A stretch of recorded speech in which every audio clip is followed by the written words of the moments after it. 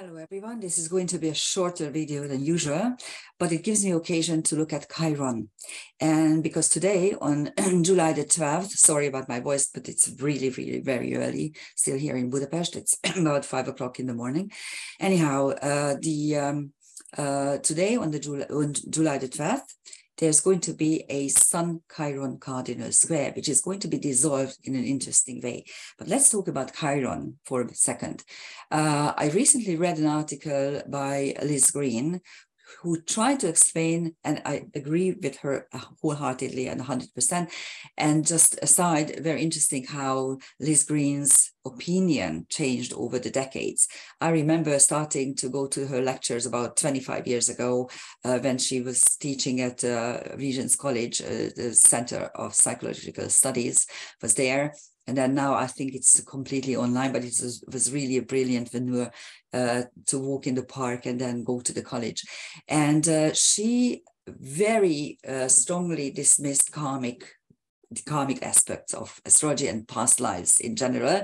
She kept saying that, so what if you know, how does it help you? And I had a debate with her 25 years ago, at least, maybe more, when I tried to explain, yes, it does. It gives you a perspective that it didn't happen this life, but of course, she was looking at it from a psychological perspective. And at that age, and even still, psychologists really strive to make themselves understood as scientists.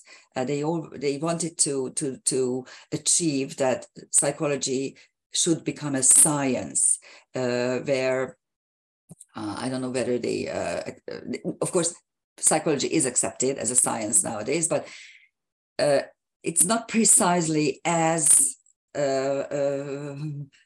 punctual or precise science as like mathematics. Anyhow, so Liz Green's article, check it out. I don't know where I read it. I'm really sorry, but she states, and she's 100% right, that wounds around Chiron are not going to be healed. And just incidentally, I gave a talk on retrograde planets in the chart, and I said exactly, even before reading that article, I said exactly that the problem is that retrograde Chiron is almost unable to heal. It's a very difficult thing because you try to find and search things inwardly, which all retrograde planets have this effect, this magnetic effect. But at the same time, what we always say, that Chiron's wounds cannot be healed by yourself. They only heal when you are trying to heal other people's similar wounds. But with the retrograde Chiron, this is almost impossible. And at the moment, Chiron is in Aries, where it stays for 12 years, and it's going to be retrograde 9 times. At the moment, it is close to Uranus, to Uranus's orbit. Whenever it is closer to or inside Saturn's orbit, it happens in Libra, and it's only 1.5 years. And maybe it becomes retrograde maybe once, as opposed to the 9 retrograde periods in Aries. And of course, in Aries, it has the most painful wounds: war, aggression, violence, fire, blood, all kinds of things that are related to Aries. Now let's take a look, and this is not going to be a full chart. And as the placement themselves depict the Budapest time, but of course the London time, you could actually move the chart to 1306. I didn't have the time now to do it for London, but the fact remains, we are not going to look at ascendant and midheaven. We are just going to look at the Sun-Chiron square, which is dissolved by Astrea, the karma breaker, the destiny changer. And this is a tight and stressful dissolution of the square, because it's a so-called stressful triangle with 1 square and 2 semi-square at its apex, and that is at the apex gets the most of the tangents. But of course, with semi-squares, we have the ability to look at them from the point of view of how to dissolve them, how to incorporate them. And all you need to do is look at the semi-squares energy pattern. The Sun Astrea is the more difficult of the two, because the sun is in Gemini, in Cancer, and Astrea is in Gemini, and Gemini is an air sign, Cancer is a water sign, and air and water are incompatible psychological modes, simply because thinking and feeling are not compatible. They go against each other. The other side, the other semi-square, the Chiron Astrea semi-square, is in sextile signs, Aries and Gemini. So that is where you can dissolve it. So you actually can do karma breaking if you consider your karmic wounds. And the sun is illuminating this. Now, as I'm saying this, today is the 12th, and yesterday started the NATO summit. And just by looking at the numerology was also interesting, because of course the 11th is always disruption, and the 12th is always a hanged energy, because the 11th is a master number linked to Uranus, and 12th in the tarot is the hangman. But I don't know who chose the time, but the fact that it is at the Sun Chiron square, and Chiron is in Aries, the sign of war, denoting or depicting war wounds as well, wounds related to war and violence. And the sun is illuminating it. I mean, come on, guys. The problem is that the powers that be really want to eliminate us. They want to eliminate white culture, they'd say, and toxic masculinity. Those are the two things that they label as bad. And at the same time, of course, what they push is this LGBTQ agenda, which, interestingly enough, normal homosexuals are really, really offended by, and also traditional feminists are also offended by, because what they do is they effectively take away whatever homosexuals and feminists have achieved over the last 100 years. They are just eliminating it. And at the same time, dear LGBTQ members, community, I don't care what you believe in. I don't care for your sexuality. I wish you well. I hope you will be very happy. Just aside, the problem is that if you have a problem with yourself, changing your gender is not going to help you. Believe me. First, you have to change inside. But please, don't tell me that I should love you. Don't tell me that I should even deal with your problem. I'm not interested. I'm not pushing my problem on you. So please just stop this, because the whole nonsense is really ridiculous. Having said that, and I wish you well. So don't get me wrong. I wish you happiness. I hope you will strive in whatever method you want. Just don't push your problem on me. Don't tell me I need to deal with your problem, because I don't want to. And my free will allows me to say no. I don't care, because I don't care. Anyhow, that's exactly what's happening now. And of course, with Astrea, we can actually break this type of karma that is linked to Chiron in Aries, which is violence. And any agenda that is violently pushed upon us is linked to Chiron in Aries, just to let you know. And the way they want to eliminate us is very funny, because they try to, first they really impoverish us. Then they are going to stop the food supply or disrupt the food supply.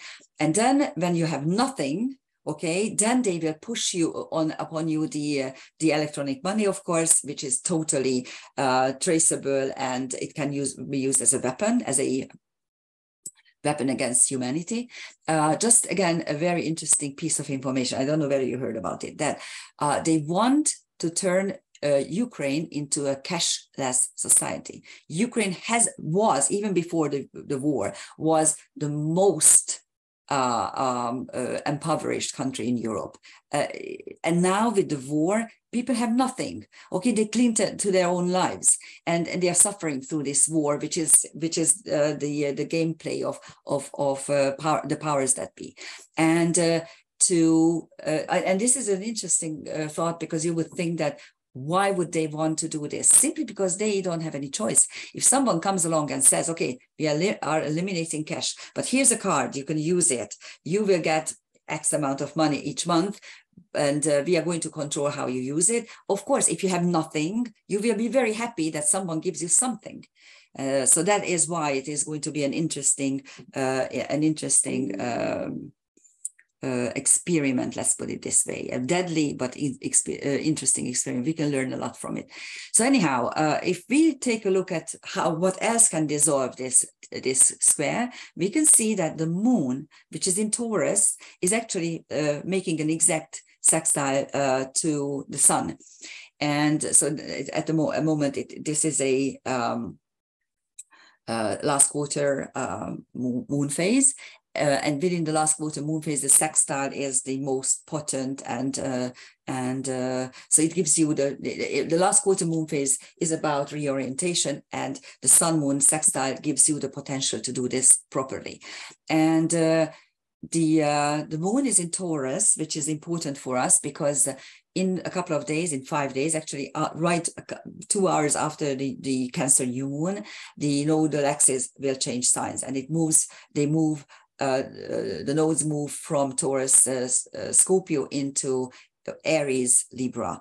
So you have 5 more days left to rearrange and reconsider your harmony, your well-being, your money-making and security-making abilities. And the moon is helping you in this process. And the moon has 3 asteroids, so 3 celestial objects linked to it. Actually, the moon is crossing over these. Justitia, which is justice, the goddess of justice. Philosophia, which is the goddess of philosophy. And Helio, which is a sun alternative. Helios was the original sun god of the Greeks. This describes, the whole story describes the cataclysm. It describes a pre-cataclysmic world where the sun has this daily routine of always rising at a certain point and always setting at another point.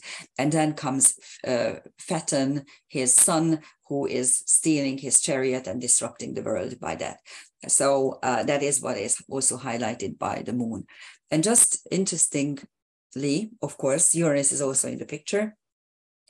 We will have an exact Sun-Uranus sextile sometime in the small hours of the 15th. It may be still the end of, maybe midnight of the 14th, or right after 1 or 2 minutes after midnight in London. In Hungary, it's going to be 1 a.m. on the 15th. That is going to be the exactness. And if I have time, I will look at the sextile, the exact sextile.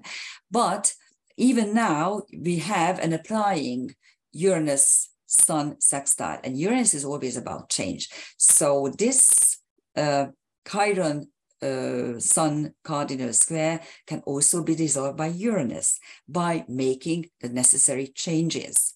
And no, I'm not thinking about gender changes. I'm thinking about life-altering changes, things that you should reconsider. For instance, how you live, where you live, what are your choices, how you manifest your ideas, and so on. So that is today's energy pattern. And I hope I helped. I know I mentioned some controversial issues, but let's get back to normalcy. Otherwise, they can do whatever they want us. If you believe that you can be changed, your chromosomes can be changed, then you are in deep trouble, my dear. It can't be changed. You cannot wish. And where's the end of it? Okay, if I want to be a candelabra because I want to shine, can I be one? Or if I want to be a dog, can I be one? Think about it. Please think rationally, and please don't push your problems on me because I'm not interested. Thank you for listening. Bye-bye.